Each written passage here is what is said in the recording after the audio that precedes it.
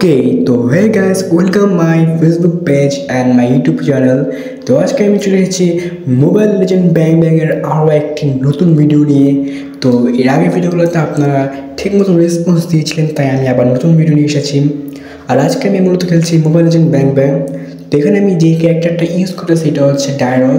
তো এই ক্যারেক্টারটা কিন্তু মোবাইল লেজেন্ডের অন্যতম যারা ফাইটার যারা খেলতে পছন্দ করে বা যারা ফাইটার দিয়ে খেলে তাদের জন্য কিন্তু এই ক্যারেক্টারটি অসাধারণ ক্যারেক্টার।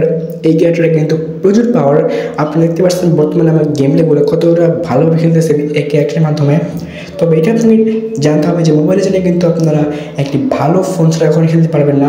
তবে বেশিরভাগ মানুষ মোবাইলে মূলত খেলে থাকে মোবাইলেই, কিন্তু অনেকে পিসিতে খেলে থাকে। তবে পিসির যে খেলার যে ধরনটা সেটা কিন্তু অনেকটা হাই কোয়ালিটির। তবে বেশিরভাগ ক্ষেত্রে আমরা দেখেছি স্পোর্টস ওষুধ জায়গাগুলোতে কিন্তু মোবাইল দিয়ে বেশিরভাগ খেলা হয়, বেশিরভাগ আইফোন ইউজ করা হয় এই গেমটি খেলার ক্ষেত্রে। আর S24 তো কিছু বলারই নেই এই গেমটির ক্ষেত্রে।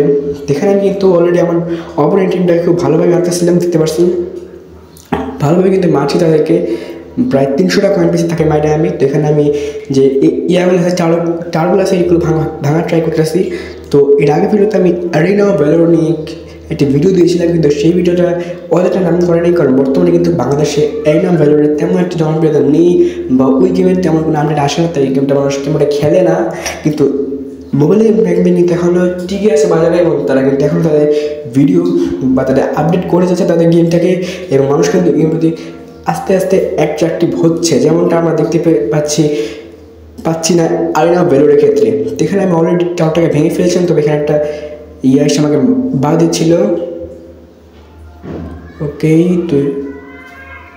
তো একে আমাদের মারতে হবে, তো তারা অনেকটাই টাওয়ারটা ভেঙে ফেলেছিল, কিন্তু আমি টাওয়ারটাকে ভেঙে ফেলি আস্তে আস্তে করে।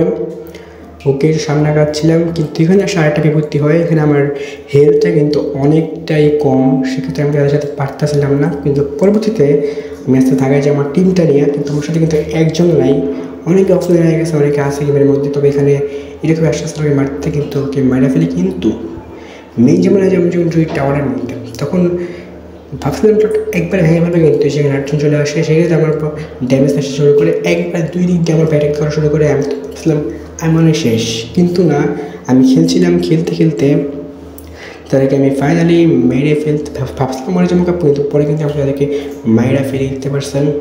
ওকে, কিলিং স্প্রি। তো এখান থেকে মেরে ফেলি আমি, আশা করি ভেঙে ফেলতে পারবো। তো ফাইনালি ভেঙে ফেলতে পেরেছি। তো আজকের ভিডিওটা এই পর্যন্তই। কেমন লাগলো অবশ্যই কমেন্টে জানাবেন। তো দেখা হবে নেক্সট ভিডিওতে। So bye bye. আশা করি আমি ম্যাচটা বেবি পয়েন্ট পেয়ে গেছি। ওকে, বাই।